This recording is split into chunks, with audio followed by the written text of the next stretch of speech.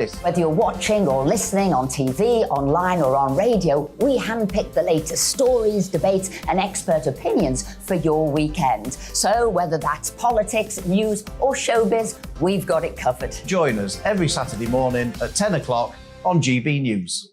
Join my show Farage, 7 p.m. till 8 p.m. Monday through Thursday, and there you will get opinion, analysis, debate, and I'll cover stories that nobody else dares to touch. You've been cancelled. Join the club. Oh my goodness me. And then for the last 15 minutes, talking pints. We're over a drink. We have a civilised conversation with someone. We very often disagree, but we do it in a grown-up way. Come and join me on Farage. Hi there, it's Stephen and Anne. At breakfast from 6 a.m, you'll always be caught up with everything you need to know, the latest headlines, opinions and debates. We'll bring you the good news and the bad, but most of all, we're here for you. Remember, send in your views and let us know what you would like us to talk about. That's because we're your news channel. And every morning at 6 a.m, it's breakfast on GB News.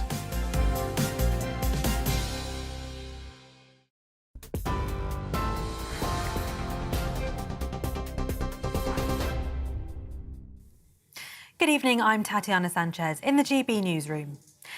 NATO's calling on all states to reject what it calls Russia's blatant attempt at territorial conquest. It's after the Foreign Secretary described Russia's attack on Ukraine as an attack on the world. James Cleverly made the comments at the United Nations Security Council. He also called on countries to reject the charade of referenda due to be held in Russian-controlled regions, saying Putin's planning to fabricate the results to annex Ukrainian territory. What we saw is the international community recognising who the aggressor is and recognising the importance of countries being able to defend their own sovereign territory. These are foundation stone principles of the United Nations. And what we also saw is that Russia is getting no succour, it's getting no support, it's getting condemnation. And that will have an effect, and increasingly Russian people will see through this call for mass mobilization that the invasion of Ukraine by Russia is not succeeding.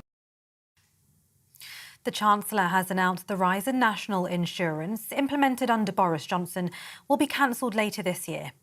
The increase of 1.25%, which came into force in April, will be reversed in November. In a tweet, Kwasi Kwarteng called the measure a tax cut for workers and would allow for businesses to reinvest.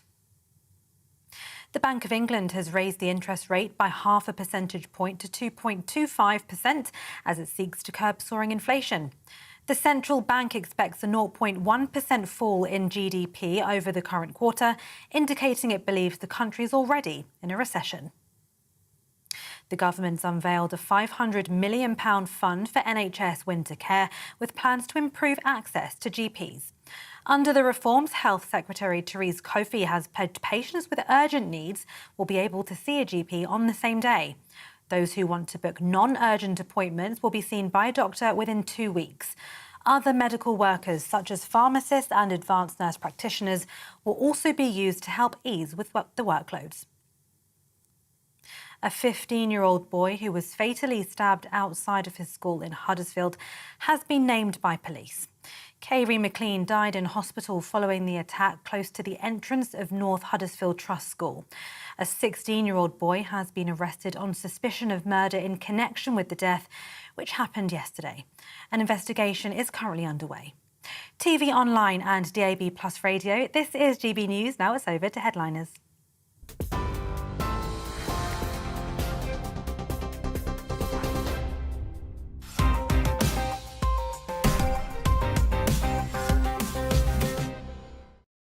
Hello and welcome to Headliners. I'm Stephen Allen, and joining me tonight are two comedians. If I were to list the people that I think should be reviewing newspapers, they would be right at the front of the queue, just behind Phil and Holly. It's Sajila Kershi and Leo Kearse. And good day so far. Have you enjoyed yourselves? Yeah, I actually was in the queue, you know. Were you? Yeah, it went straight after Headliners. And now you've got a cold. And I've got a cold. I know somebody else who's got a cold from being in the queue. I think that queue is going to kill more people than COVID. And according to Josh, you could see it from space, which I told in the queue, because I believed him. Did you wave? Huh? Did you wave at the space station? I said, oh, they're probably watching us. And they were just like, you can't see it, it's only the Great Wall of China. I was going, I believe Josh. Josh was so convincing. Can't even see the Great Wall of China from space either. You can make out continents. Although, to be fair, you can see anything from space with like a big enough telescope. Even Holly and Phil. You could spot them on the old James Webb. Yeah. That's what it was. Well, let's take a look at tomorrow's front pages, and we start with Friday's Telegraph, which has the headline, Chancellor warns bank to get a grip on inflation. Also, they go with the story, rail network to come to a standstill with 3 strikes in the space of a week. Plus, down the bottom, they say herpes virus has major impact on tumours, which is good news for some people. Move on now to the Independent. Chancellor axes planning rules in bid for growth. The Guardian has the headline, Economy in Recession. Says bank as Kwarteng unveils mini budget, although as we'll find out in today's show, it's not a budget, it's a financial event so that they don't have to have the budgetary responsibility people looking at it. To the Daily Mirror, and one more child lost to knife epidemic. Lad 15 stabbed as he walked home. Teacher desperate bid to save his life. The Express goes with Go for Growth. Big tax cuts to herald new era is their main headline. The front page of The Sun, Redrom gets Brit POWs out. Abramovich, who was with them on the jet. The Metro has the headline, Back from Death Row. Same story about those Brits freed in Ukraine. And then the Daily Star has Russian lads flee Mad Vlad call-up.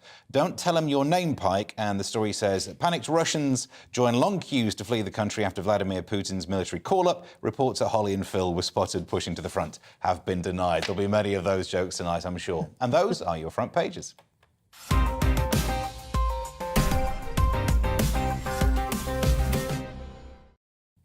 Well, kicking us off is the Independent, and the National Insurance is going to be cut. Good news for some, Sajila. Yeah, so I don't know why I have to say this, Quasimodo cartel. Well, has anyone ever done that? That's probably happened. I shouldn't say that's really disrespectful. I'm really sorry, Quasi, if you're watching. But Quasi's announced a tax cut worth thousands to rich and nothing to the poorest. This will be tomorrow, and Kale surprise, no change there.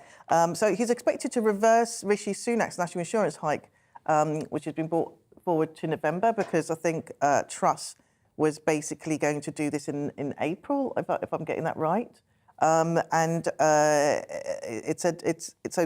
Tomorrow he's basically abolishing Rishi Sunak's health and social care levy. I don't know how Rishi will feel about that because that was obviously one of his, kind of like trying to sort of show that he was a wonder boy.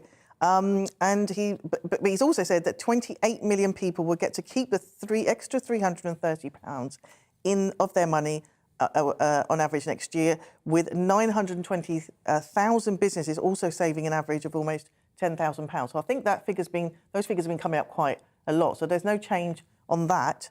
This idea that the national insurance cut, which the Independent have led with, and they've said it's not helping the poorest, it's just helping the richest. That's an absolute nonsense, because what the national insurance cut is doing is helping workers, helping people who work. And the people who, the tax burden for COVID has sort of fallen on workers, which isn't really fair when there's a lot of very wealthy people who don't work, who don't have a sort of, what you call a pay slip. So, people who have their wealth stored in their house or in land or in assets, they're not getting this tax. This is actually a progressive tax, and the Independent is completely wrong and actually very sort of anti-industry and anti-work. It's workers who should be. Workers are the people going out and making the country run. There was also another suggestion, wasn't it? It was in the papers today. I know it's not a story that we picked up here. Was that if you are working, so they're going to bring up, I think it's 12 hours minimum. So you're expecting to go out and work more, otherwise have your benefits cut, and get a coach to get you more extra work, which I thought was a little bit harsh because... So we're going to do 12 more hours of headliners? No. Wow. It's going to be there aren't enough hours of headliners. But the counter-argument to what you say would be about the way in which you help those who are poorer. So if you want to change national insurance, you could change the boundaries, and that would then benefit those who are earning smaller amounts way more. But by dropping the percentage, the thing that the newspapers are quoting is that if you earn over 150 grand, you get £1.5 grand benefit of that this year. If you earn under 50 grand, you get £75. So if you're already bringing in 150 grand, do you really need another grand and a half? Yeah, you do, because you've already been taxed to the hilt. We're paying more tax than anybody's ever paid in history. It's insane. But you're saying so are you earning more than 100 grand a year? Because that sounds like you're taking that very personally. Because I'm thinking, no, forget the 100 grand, forget the 50 grand. Well, because that's not bringing in enough income for the lower strata. No, but we've got to give people something to aspire to. And this is the thing that, this redistribution of wealth, why it always fails. This is why socialism always fails. It's like you can't just hand people stuff. It's like where I grew up in Scotland, there's people who see the benefit system as their career. They learn how to game it. I agree they have babies, they take it, they make sure it gets diagnosed with autism and all the rest of it, and they get all these various layers of handouts. And they work the system. They know all the buttons and the right things to say to the doctors to get the maximum amount of benefits. And I always think, why don't they use that? Because that's actually, I haven't got time for that.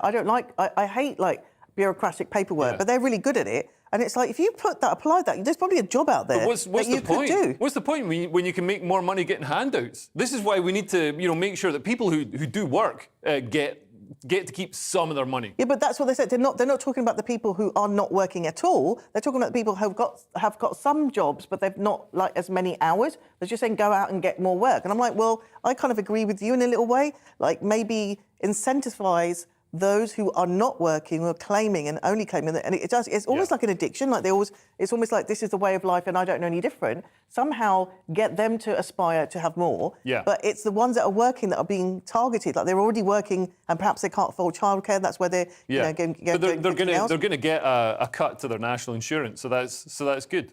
It's not going to be much though. Well, let's continue the talk of all things money with Friday's Telegraph, and one part of our economy has gone back to 2008. And weren't they the good times, Liam? Well, actually, they kind of were compared to 2022, but the Bank of England has confirmed that Britain is in recession and has raised interest rates by 0.5 percentage points to 2.25%. I mean, still pretty low interest rates compared to inflation. I'd like to see those interest rates go up. Why are people with savings always having to lose out to people who've got themselves up to the eyeballs in debt? But just to put this in context, so I know the Democrats in America like to sort of redefine the word recession. They say, well, this isn't really a recession. This is one of those recessions that isn't really a recession. So the economy's shrunk by 0.1%, which is it's barely a contraction.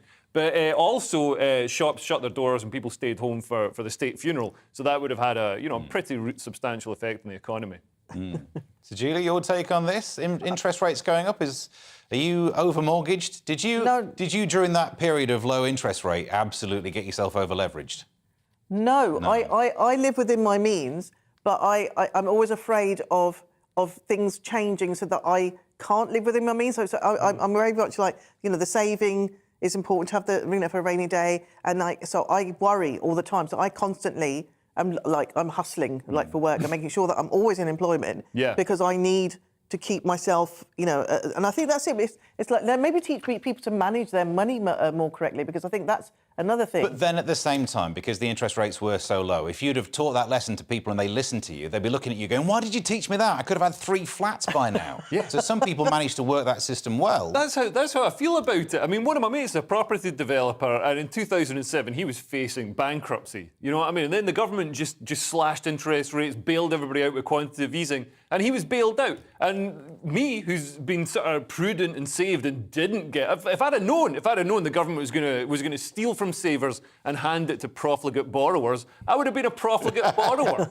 Yeah, but I suppose the flip side would be, you're saying, why should savers always pay for this? You want to see the interest rate higher, because that could help, sort out the problem of inflation. Yeah. So you're asking for a bit of pressure on the growth. Meanwhile, Liz Truss is saying it's all about growth. So which one is it? Is it about higher interest rates or growth? I think there's ways to have higher interest rates. A lot of periods in our history when we've had very high interest rates, we've had high growth. In the 80s, we had periods of, during Thatcher. But isn't this particular type of increasing an interest rate to contain growth? No, it's to contain inflation, which, I think it can be decoupled from growth, because we've got really more of a supply. The inflation has been caused by supply, so energy prices, we're not getting enough resources, and also goods from China. All the supply chains have been gummed up.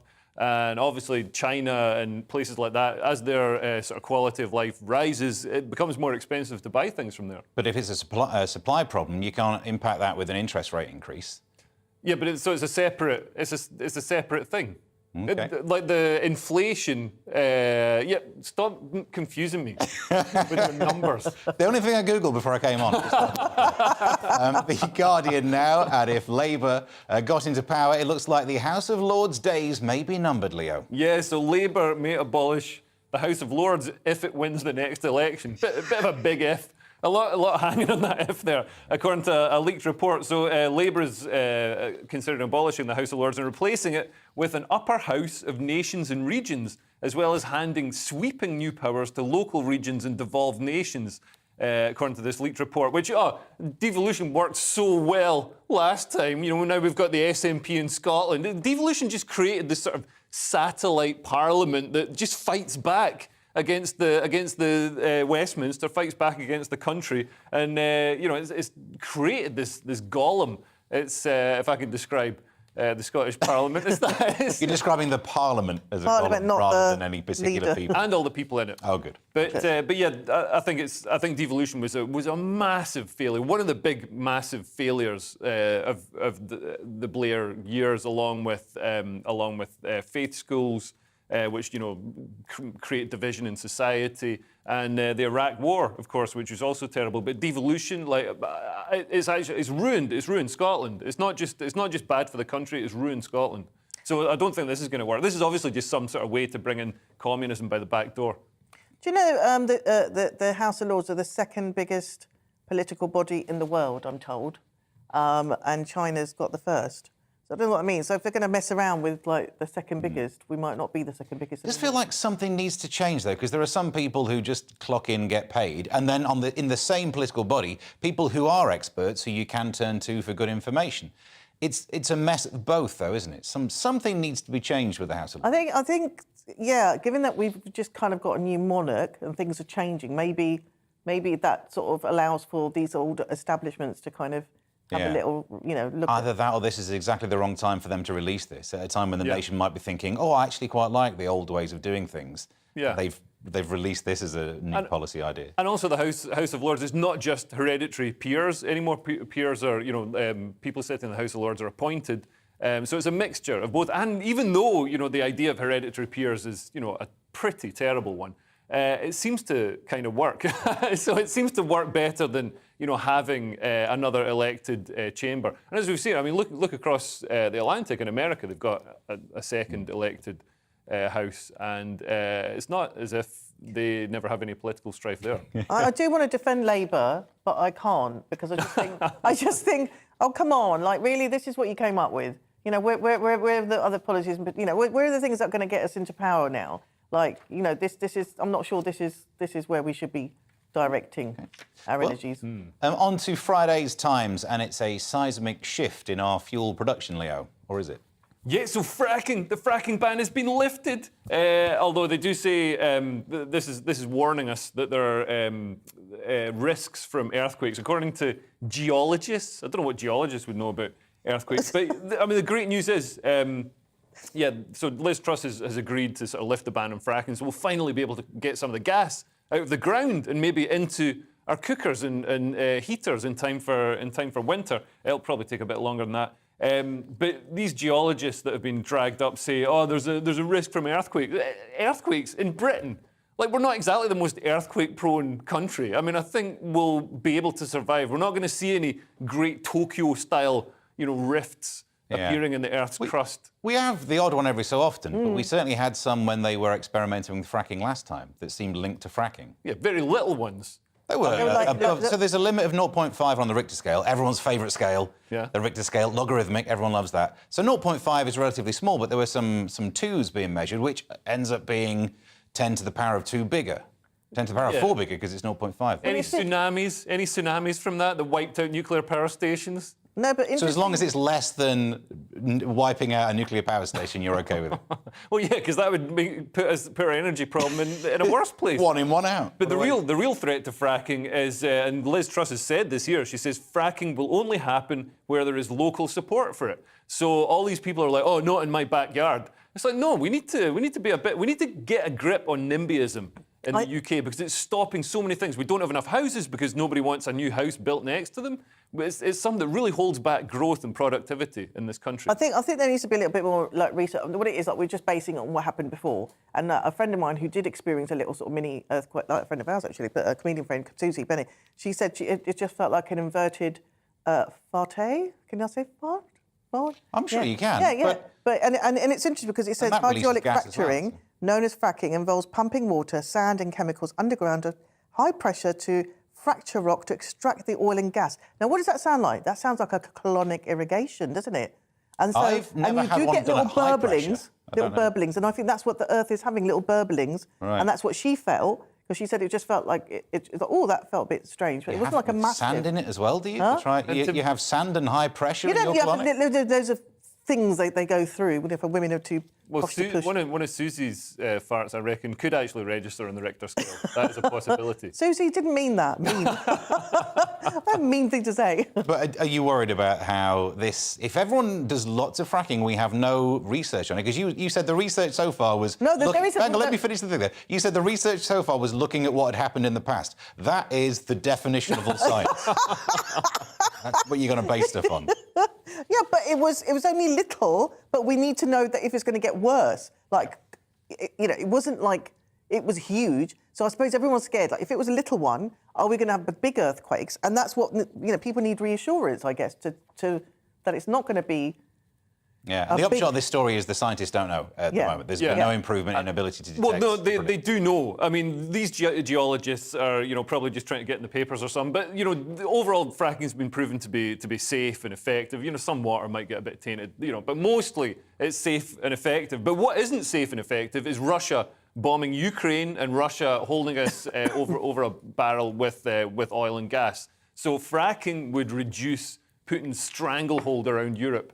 And help Ukraine win the war. I love that how you've added geologists to your hate list now. No, I think most of them are great. Just the ones who are in it for the fame. They're the ones you don't like. Yeah. I would never take them for granted. Oh, very good. Friday's Daily Mail. And should inheritance tax just be for us commoners, Sajila? So, obviously, when someone dies, there's always the issues around the will and, who's going to get the inheritance. And obviously, the king now is going to be inheriting a princely sum, which is now a kingly sum from his mother. And the people are saying, 2/3 of the public are saying that Charles III should stump up for the inheritance tax from the Queen's inheritance. And the Queen agreed to pay income tax and capital gains tax back in 1993, but any sovereign-to-sovereign bequests are apparently exempt from an inheritance tax. And I swear I read last week that he'd already agreed to pay tax on this. But so her wealth was 370 million, and he obviously made some cash from, I shouldn't say cash, he made some inheritance from when his father died. Now, initially I was like, yeah, he should pay tax because everyone should not to be exempt. Then you find out that things like the palace, Buckingham Palace, or the artefacts, a lot of it is not actually... It's not the crowns. It doesn't belong to the monarch. It belongs what they do is So the that's money. going to bring the bill down. Huh? Yeah. That's going to bring the down. Yeah, but it's sell Buckingham Palace to pay this bill. No, but he doesn't technically own it. So the money that's raised from these things pay for their monarch official duties. So I do still think he, as a gesture of given that he has raised the issue around cost of living. Perhaps and the fact that he's streaming down the royal family and having a smaller, what is it called? The thing they're having next year? Butler. The crowning. The coronation. The coronation, the coronation. 3 foot high. I am feverish now. The coronation next year. He should actually say, look, here's a fair cop. I'm going to give you, and it's going to be a lot of money. What is it? 148 million of that is going to be taxed. Leo, this is just on his private wealth. And what does he need private wealth for? He's pretty much getting his stuff covered. And the overall wealth is actually estimated to be around £24 billion. So this is a lot of moolah that we could do with right now. Not to sound all socialist about it. But yeah, I mean, I think this is one of these things. It's like, why is he exempt? They have this. They say, oh, but he needs the money for. Everybody needs the money. That's not an excuse. Oh, we need the money to pay for things.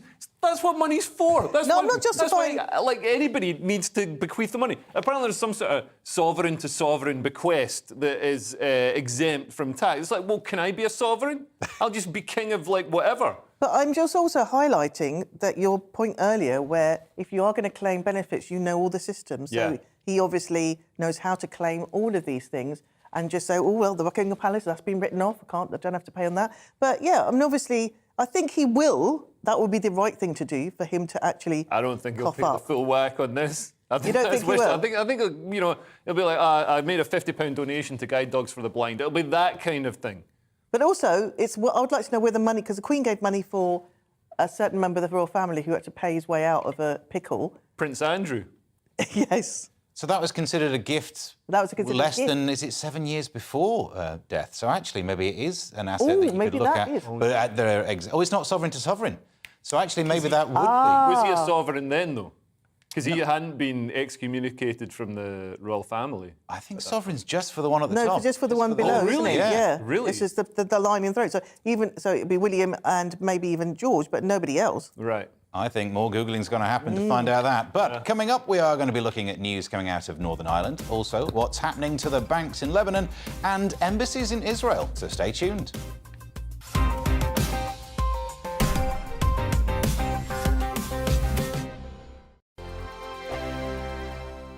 We are GB News. And we'd like to say thank you To each and every one of you. for helping our great nation. Find its voice. We're absolutely everywhere. Across England, Scotland, Wales and Northern Ireland. On TV. On radio And online. we're proud to be The People's Channel, Britain's News channel.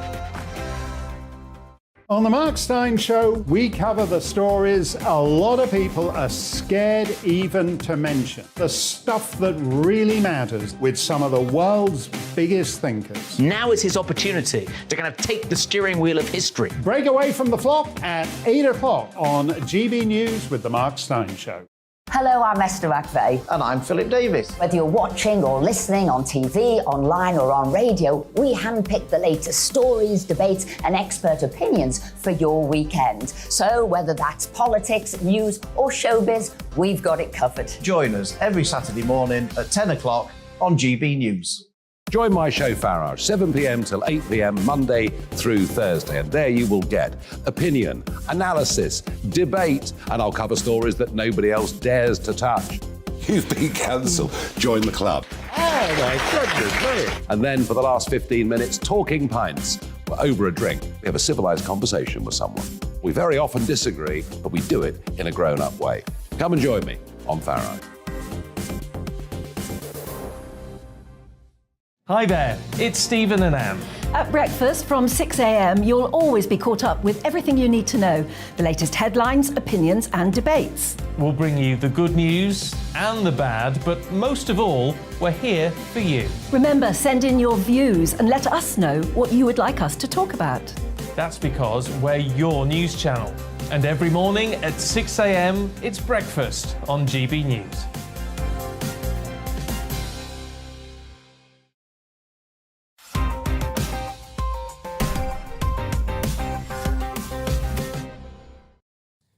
Welcome back to Headliners with me, Stephen Allen, going through tomorrow's headlines with comedians Sajila Kershi and Leo Kearse. And now on to Friday's Daily Mail. And Joe Biden sent Liz Truss a candid message, but not about how her hair smells, thankfully, Sajila. Yes, so Joe Biden and Liz Truss had their first talks in the UN in New York last night. It's like a meet cute, you know, but they knew they were meeting each other. And the new special relationship had a tricky start last night as Joe Biden sent a candid message about his personal feelings on the Northern Ireland Brexit row. So apparently the meeting was supposed to last 60 minutes and it lasted 75. So you think that might have been going quite well. And it apparently was. There was a united front on the Ukraine and the response to Russia, which I don't know why no one's pulling up on this money that's going to Ukraine. But anyway, they agreed on that. That was fine. But apparently the leaders had an awkward exchange over the Northern Ireland issue with the officials, US officials, describing the conversation as candid, which is apparently code word for there was no agreement on that. And I don't understand why not, because Biden has stressed that the personal importance to him to resolve the spat over the province and protect the Good Friday agreement, which I think that Liz Truss, it doesn't say anything else otherwise, but she's also in agreement. So I don't see why they disagreed with that. And obviously, there's threats by the UK to override parts of the post-Brexit Northern Ireland Protocol, which have caused tensions between Britain and Washington. So I don't know what to make of this. I don't feel like either party actually wants to break the good. Nobody does. Surely that would be a terrible thing to do. But then, what have they What is it that they are disagreeing on? The question would be, why did you sign up to an agreement if you don't like the terms of an agreement? That, for me, would be why you don't sign up to the terms of an agreement, rather than sign up to it, go, yes, I agree with it, and now I'm going to change the terms. Leo, your thoughts on that? No, because is that not effectively what is happening? Like the Northern Ireland agreement, the protocol, they're not as in the Good Friday agreement, but what was happening with Brexit, to get things done in time, it was signed up to. But now it's being renegotiated. Why did they not negotiate it properly the first time? I think it's just really boring, and everybody's bored of Brexit. Everybody was bored of Brexit years ago, so I don't know how they're feeling now. So, yeah. I remember the days when you could go in a pub and not have to care about European trade deals. Yeah. Oh, God. Remember the news was exciting. You turn it on, it was like, tsunamis and plane crashes and stuff. And then Brexit came along and made it boring. Like, nobody, whoever we voted for, whatever you voted, Remain or Leave, lots of valid reasons to vote for both of them. Most valid reason to vote Leave, of course, is to annoy left-wing people. But whatever way you voted, Brexit was very boring, and everything that's come out of it is very boring. This is very boring. And trying to revive it is boring, isn't it? It's like yeah. Well, maybe that's why that meeting took longer. Daily Mail. Daily Mail, we don't want to talk about the Brexit. Fair enough. Friday's Telegraph and the Catholics in Northern Ireland have been multiplying. Leo. That's actually racist. That's an old anti-Catholic trope. But it is true. Catholics outnumber Protestants in Northern Ireland for the first time in the country's history of more than 100 years, according to census figures that are revealed on Thursday. So Unionists are traditionally Protestant, while Nationalists are mostly Catholic. So Unionists want to stay in the British Union, Nationalists want to sort of reunite Ireland. And during partition in 1921, because the whole of Ireland used to be, controlled by the UK, as I understand it. But during partition, Northern Ireland's borders were drawn to ensure a Protestant majority. So, it would stay, they'd stay wanting to be part of the Union and wouldn't want to reunify Ireland. But now there's been this demographic shift because, as Steve points out, the Catholics just love having unprotected sex and making babies. Who doesn't? Well, they don't believe in things that stop you from getting pregnant. What's that called? I'm so contraception. tired. So you call it a prophylactic if you want to be all old about it. Everybody laughs. Everybody's like, oh my God, it's such a ridiculous policy to not let people in this religion use contraception. But look what it does. Now the Pope's got more people he can hit up for some of that Pope money. You know what I mean? It's a great idea. Yeah, but as much as that was the joke on the way in, the actual demographics show it's not just about birth rates, is it? It's about people, like, for example, the number of people who identify as having no religion has gone from 7% to 17.9%. So it's just a change of how people view their religious identity and their national identity. So you think the Protestants are actually becoming atheists and agnostics? And so, therefore, the sort of balance is shifted that way? I think everyone's slowly moving that way, yeah, but probably with a greater rate of one rather than the others. Plus, also, they've done in the same survey, they looked at people who identify as being Irish only or Northern Irish only. 29%, 20%. These are lower numbers than they've ever seen before. And the bigger group that's not talked about a lot in this story is the kind of I don't knows. I don't feel like I belong to any group.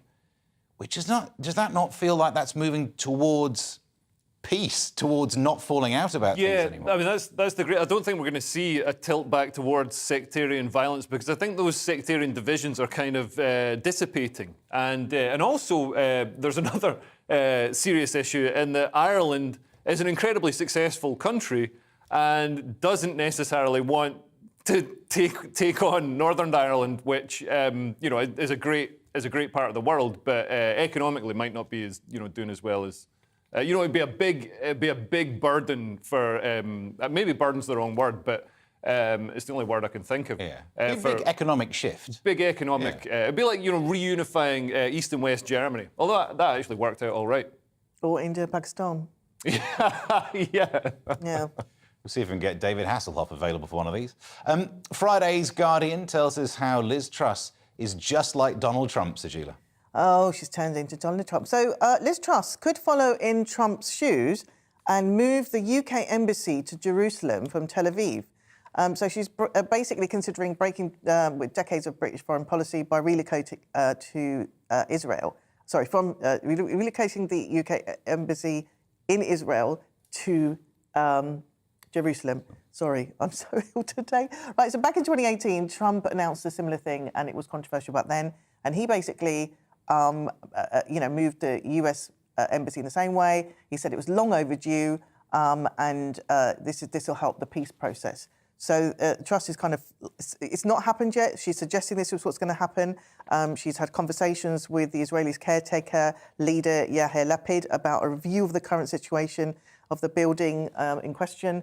Obviously there's been lots of, issues there, as we know. Theresa May wasn't happy when Trump did it, so imagine that not all of the Conservative Party is going to be in agreement with what Truss is doing. I don't know what difference it's going to make, but it's certainly going to cause a few ripples, I would imagine. I don't know if you have more information on this. No, you've covered that pretty much. I think one thing that's interesting is that the current situation is that there's a consulate there rather than an embassy. So it's not as if nothing to full embassy. It feels like we're just getting into semantics about what I don't, off the top of my head, know the full definition of consulate versus embassy. So it feels like a smaller change, and actually the headline seems really shocking, but you read it and it's a promise of talks to think about maybe doing this at some point. Yeah, it's not, all it's doing is just moving location, but it's the fact that it's moving to Jerusalem, and which both Israelis and Palestinians claim. And so I guess that's a good thing. It's like if both parties, maybe that's where we do need to be. But again, we have a consulate there at the moment. Yeah. Friday's Guardian brings good news. If you can't get your kids off the internet, we know a place where you can send them, Leo. Yeah, so Iran has shut off the internet in parts of Tehran and Kurdistan and blocked access to platforms such as Instagram and WhatsApp in an attempt to curb the growing protest movement that's relied on social media to sort of communicate and organise the protests. And also document it, film what's happening, film the brutality, because people are getting killed by the police. It was all sparked by a 22-year-old Kurdish woman who died in police custody. The police said she died of, she just happened to die, but, as we... Of a heart attack, a 22-year-old woman. 22-year-old, what? Yeah. The Pfizer vaccine. No, Yeah. She'd obviously been beaten and tortured in police custody, and she was taken into custody because her hijab was too loose, because in Iran they've got Islamic morality police. So don't worry, anybody watching at home, it's still a decade and a half before they appear in the UK. But yeah, they dragged her into a van and beat her, tortured her, probably raped her, and then killed her. And so obviously, people have been incensed, and normally, Iran has got really tight suppression of any dissent. But people have been so angry that they've been going out and really protesting in a very sort of forceful way. Yeah, so women have been burning their hijabs, and obviously these videos went viral. And this is what the government do not want the West to see. They don't want to see that they're losing control. Yeah. But you control the women like that in any country, in any place. I tell you now, there's nothing more powerful than women revolting against that kind of level of control. Yeah, it's the not Islamic. only thing that's more powerful is men revolting against control. Okay. I just wonder if... fisticuff in that. Because, the Twitter was very important during the Arab Spring. Social media was useful. I wonder, with no internet, will Elon Musk be sending over his, what's he called, a Starnet thing? He did that in Ukraine. He sent Starlink over Ukraine. And I think, it'd be a great idea to do it here and show that, Western liberal democracy is on the side of these people who want freedom and democracy for themselves. And, Iran is in a terrible state. The average, the GDP's gone down, markedly over the last, under this sort of Islamic theocratic rule, which surprisingly hasn't worked out so great, despite what Jeremy Corbyn is paid to say on Iranian TV. It's the worst women's rights abuses happening there, and the women are treated appallingly. They just don't have any rights. It's just costing. It's like The Handmaid's Tale. Yeah. Maybe Elon will be watching, although he's probably busy. I think he's releasing a robot. I saw that in the news. Friday's Times. And if you think that the service is bad in your bank, well, wait till you hear about this lot, Sajila. All right, so have we all secretly wanted to do a bank job? Right, No. go into a bank. No? OK, just me, right? Come on, just get out a gun and I'm say... going to do it at the grocers. I'm going to do it everywhere. Give me those cauliflowers. Give me the Stick them up. No, not like that. $5 a day. Just do it with your $5 a day. The main difference between us as people is I wouldn't do a bank job because it involves speaking to someone. If I can do it via the self-scan, Well, you I'll can. do You that. can just point it. You've got ladies' tights over your face. Yeah. I know I have, but You've got that's that why would I odour. leave the house? And it's got to be like 30 denier, not any higher because you won't see through them. So basically, Lebanon, the Lebanese bank shut indefinitely after armed customers demanded their own money. So people were so fed up of not being able to get access to their own money because of the failing economy. They've just taken the law in their own hands, gone into the banks.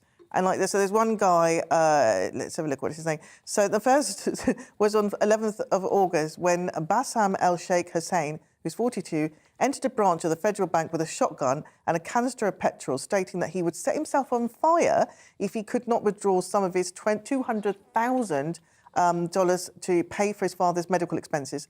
The money withdrawal allowance in the collapsed state is 400, so it was only equaling 400, I think, dollars. But anyway, he couldn't. He had to threaten to set himself on fire to get hold of the money. That's his money to go and pay for medical bills. And later on, another woman kind of followed suit. She was inspired by him, and she basically last Tuesday held up a bank with a toy gun, probably her child's gun, and demanded her money to pay her sister's hospital bills. And she was lauded by many as a heroine. So, you know, you think you're putting your money in a safe place in a bank, and yes, it's safe. It's safe even from you because you can't even access it. I bet you their pens are still chained to the desks as well. That really is the icing on the cake, isn't it? You have to rob the place. I mean, it's just... it looks like you'd imagine, oh, yeah, we'd never do that. But the queues formed pretty quickly at Northern Rock back in the day. As soon as you hear you can't get to your money, you step up. Yeah. A run on the banks. Yeah. And, of course, the way banks work is that, you know, your money isn't there. They've already given it to people. And, you know, it's almost like a Ponzi scheme that doesn't exceed itself, if you know what I mean. Yeah. So, yeah, if assets fall then and there's a run on the bank... What would you do to get your own money back if you couldn't... Say, like, basically can't withdraw out money, they won't give it over the bank. What would you do? What would I do? Yeah. Well, I wouldn't stick up a bank. For legal reasons. Well, coming up, we will be looking into the news that drugs are being sold on TikTok, why musicians are taking breaks from touring, and why TV shows are buying into the meme culture. Stay tuned.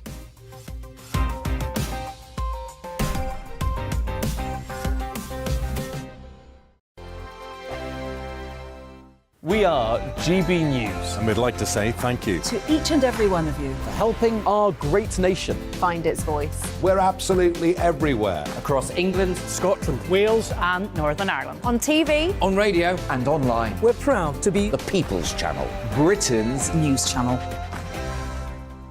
On the Mark Steyn Show, we cover the stories a lot of people are scared even to mention. The stuff that really matters with some of the world's biggest thinkers. Now is his opportunity to kind of take the steering wheel of history. Break away from the flop at 8 o'clock on GB News with the Mark Steyn Show. Hello, I'm Esther McVeigh. And I'm Philip Davis. Whether you're watching or listening on TV, online or on radio, we handpick the latest stories, debates and expert opinions for your weekend. So whether that's politics, news or showbiz, we've got it covered. Join us every Saturday morning at 10 o'clock on GB News.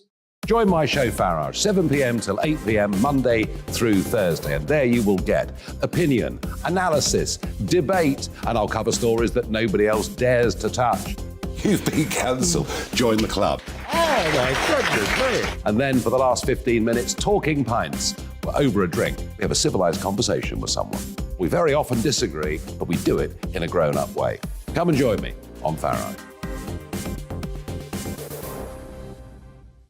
Hi there, it's Stephen and Anne. At breakfast from 6 a.m, you'll always be caught up with everything you need to know, the latest headlines, opinions and debates. We'll bring you the good news and the bad, but most of all, we're here for you. Remember, send in your views and let us know what you would like us to talk about. That's because we're your news channel. And every morning at 6 a.m, it's breakfast on GB News.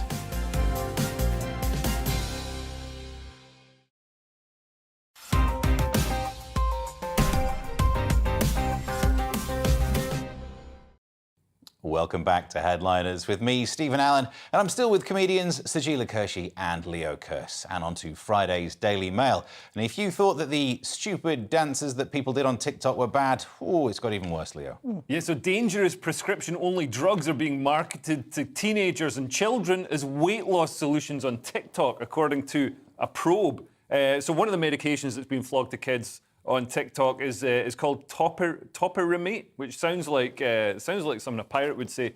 But it's normally dished out to people suffering from epilepsy and migraines, and you know it can treat those. But it also, the side effects can cause people to lose their appetite and experience weight loss. But it has side effects such as glaucoma and kidney problems, so it's not suitable as a weight loss thing for children. Or teenagers. And this is TikTok. I've said this before. It's made by the Chinese Communist Party. It's made by the Chinese government, and it's used as a tool to sow death and depravity in Western societies. You've got all these challenges spreading where it's like, oh, see how many knives you can stick in your neck, that kind of thing. So then all the kids are doing it and dying. There's one this week. Somebody was frying chicken breast in NyQuil cough medicine, which apparently releases fumes that are really damaging to you. So everything that's on TikTok is there to damage your children. Make sure your children don't have TikTok. It's there to, worst case, it's going to kill them. Best case, it's going to make them, it opens them up to all these weird, groomy sort of pronoun people. Not everything on TikTok is there to try and kill people, because I've done some videos this week. They were funny. So far, a death rate of, I'm presuming, 0, according to mine. Are you a TikToker? No, I have never touched TikTok, but I might go on there to find some of these black market tablets. Yeah. To get rid of my migraines.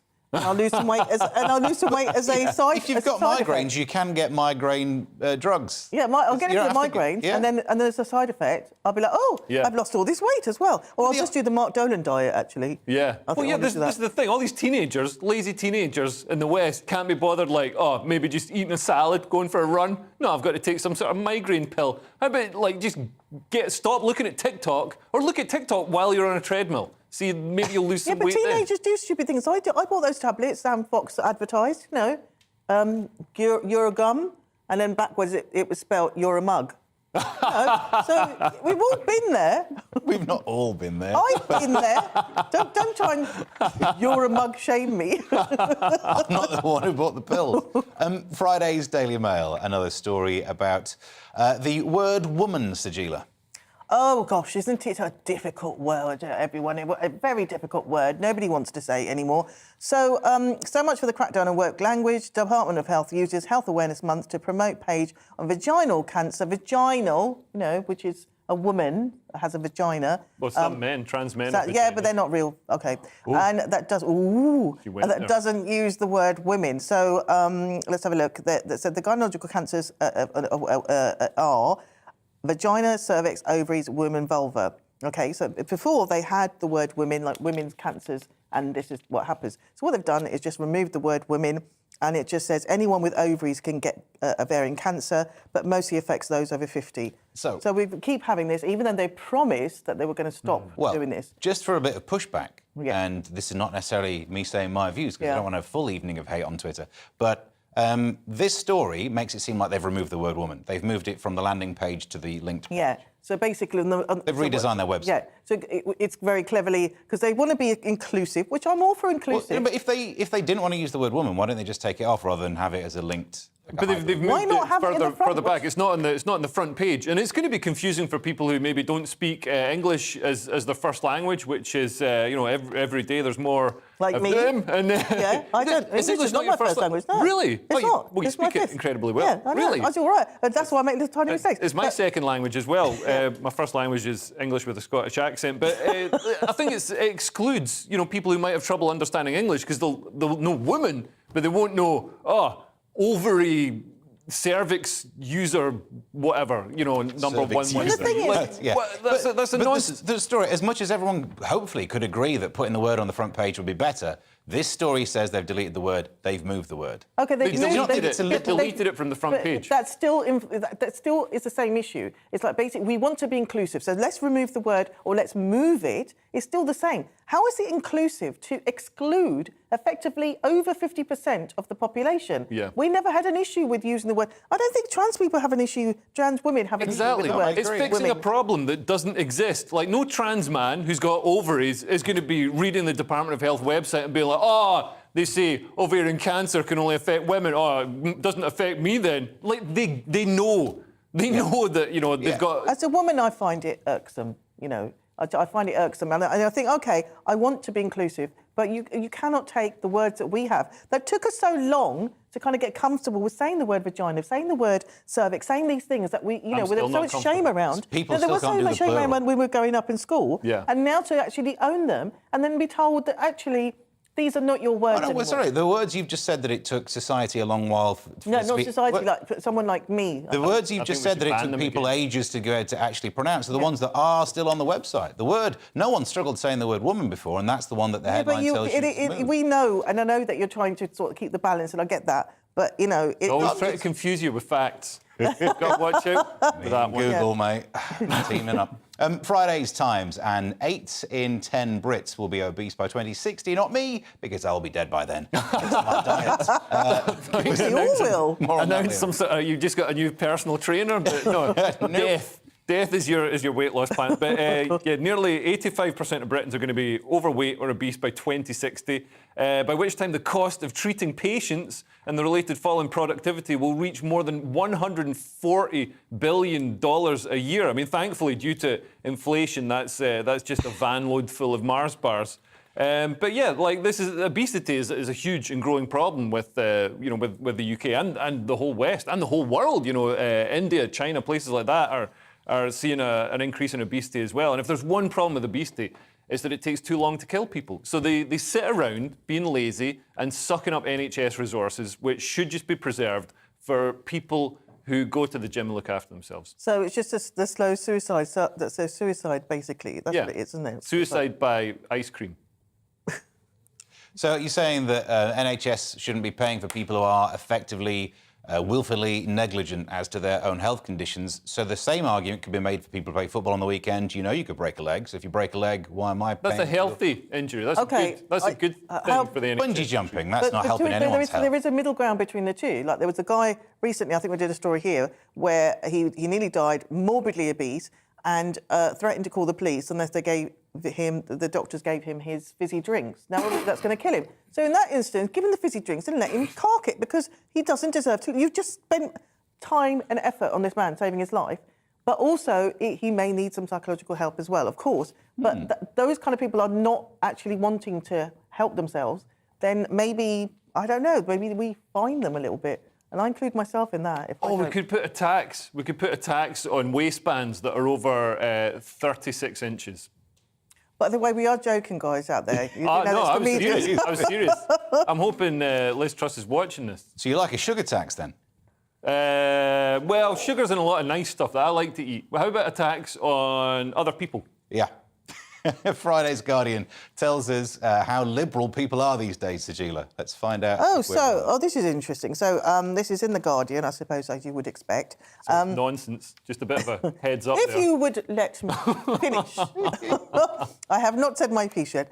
Majority of UK public agrees with liberal views on race and sexual identity. This is a survey that they've done. Which shows the rapid shift in attitudes over recent decades. So a majority of the public agree with so-called woke positions on issues such as racial equality, immigration, sexual identity. And is this a bad thing? They want to be more inclusive, and I think that's a great thing. And inclusive attitudes is a good thing. However, as I've always said, everything moderation. And although there is a majority of this, there is still a backlash from people like my learned colleague here. Oh, I was even myself. Myself. This is like you've got some issues with all this sort of progress around gender ideology, but I think this is a straw man argument. It's a nonsense. They're lying. The Guardian is lying. They're saying, oh, the majority of UK public agree with woke views. No, they don't. Like, obviously, conservative people are now a lot more socially liberal, and we agree with gay marriage and stuff like that, and recognising transgender rights and stuff. But the issue is when it goes too far. So when you've got naked sex shows for children, that's a woke thing that the Guardian thinks is amazing, has published articles about promoting it. No, that's a bad thing. Naked sex shows for children is bad. Irreversible surgical transitions for children, that's also something that's been proven with the Tavistock to have a lot of negative repercussions. Biological males competing in women's sport. These are things that a lot of people have an issue with, and to say that, oh no, everybody's fine with these because we support gay marriage, that's an absolute nonsense. No, I'm sorry, I'm going to have to disagree with you, because I think actually this is correct. I do think majority of people do agree with this, do want this, but unfortunately it's gone too far. They agree with me saying I'm a woman and then just fighting in an MMA fight. I'd probably still get beaten. But the reality is that I think the majority do, and I think those voices that kind of like push back on it. Now, I'm a lefty, but I'm pushing back on some of it, and so there isn't this. It's partly it's like, oh, well, that is the right thing to do. So there is a majority, and I think, unfortunately, that there's less of us that sort of are kind of saying, this is going too far. I think what we can see is happening here is exactly what's wrong with this story. It lives and dies based on the definition of the word woke, which means different things to different people. The idea of a word having two different meanings to different groups means you can't have a conversation with that word in it. Yeah. Because you don't know. Words have to have agreed meaning for them to be even used. A talisman that people can hang any meaning they want on it. But it's weird, people say, oh, woke is just about being aware of social disparity and racial disparity. And it's like, well, then woke manifests itself in people ignoring grooming gangs. Well, let's move on to this one. Friday's Guardian, and being a meme apparently helps a TV show. That's right. Make a gif out of that. Yeah. Leo got out of that really so quick. Apparently people are saying that TV writers for shows like House of Dragons, never heard of it, and Succession, so they're saying that writers are writing bits like that, some sort of quotable thing that can be clipped out in a GIF and shared on Twitter because that's going to be advertising for their show. And it'll make the writers feel good because they'll be like, oh, I wrote that line. So, for example, there was one in House of Dragons. It's a spin-off of Game of Thrones. Of course, it's got dragons in it. I don't know why everybody's got to see stuff with dragons in it right now. It's like the rubbish. Should do something with like capybara. But anyway, Princess Rainry, some nonsense name, says, I never jest about cake, in a sort of real, sort of, hey, why don't you clip this out? But viewers are saying, well, this is false. They just did it, so it's going to get, clipped as a meme. I think we're running out of time quickly on that one. Thank you very much for that from our guest, Sajila Kurtzi. Thank you to Leo Kurtz and Sajila Kurtzi for giving us all that analysis of that story. If you'd like to make any more gifts of what we've done tonight, then you could definitely get involved in that. We'll be back tomorrow at 11 o'clock when we'll be doing more reviewing of the newspapers. And if you'd like to find out more, who's the guest that we've got on tomorrow night? I don't know who we'd Steve, did you end the show a little bit too early? I heard a number that was 7, and I thought 7 can't be a number that's like, it can't be 70 seconds from the end of it. And I've got no idea how long's left. So I'm being given unitary numbers is all I'm being given. I need tens on this one. We maybe can fit in that Russian story now. That's all we have time for tomorrow at 11, where we'll be doing more of this counting. Thanks very much.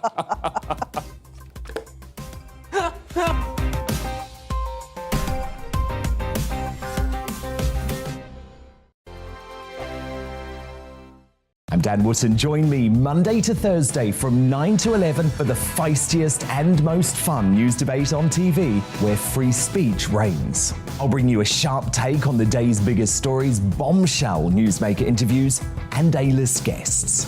And I guarantee you, no spin, no bias, no censorship, and no reason to go to bed. That's Dan Wootton Tonight, Monday to Thursdays from 9 on GB News. On Mark Dolan Tonight, we have a simple plan, which is to inform, stimulate and entertain in equal measure. It's all about getting your opinions on the national television airwaves. I love my viewer emails, mark@gbnews.uk. So do join me from 9 p.m. to midnight every Friday, Saturday and Sunday for big guests, big opinions and a big presenter. 6'5", don't you know? See you then on GB News.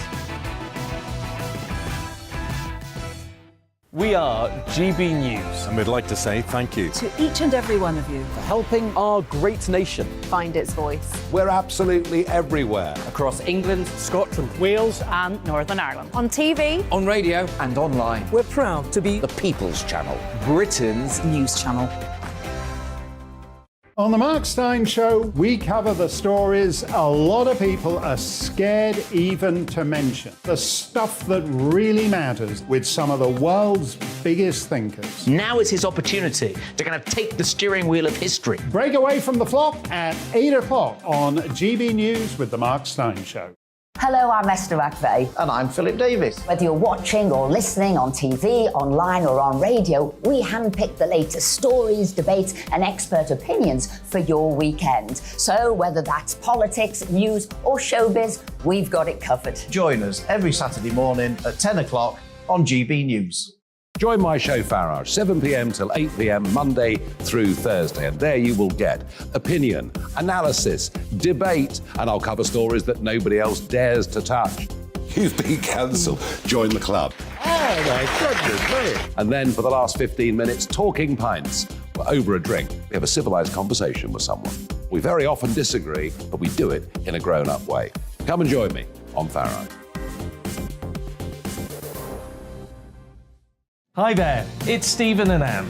At breakfast from 6 a.m, you'll always be caught up with everything you need to know, the latest headlines, opinions and debates. We'll bring you the good news and the bad, but most of all, we're here for you. Remember, send in your views and let us know what you would like us to talk about.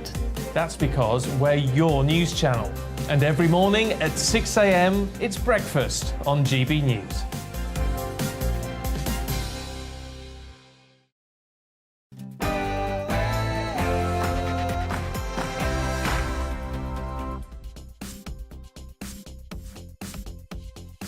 Leaving you, Nigel hasn't suddenly got younger, blonder, and dare I say it, even more roguishly good looking.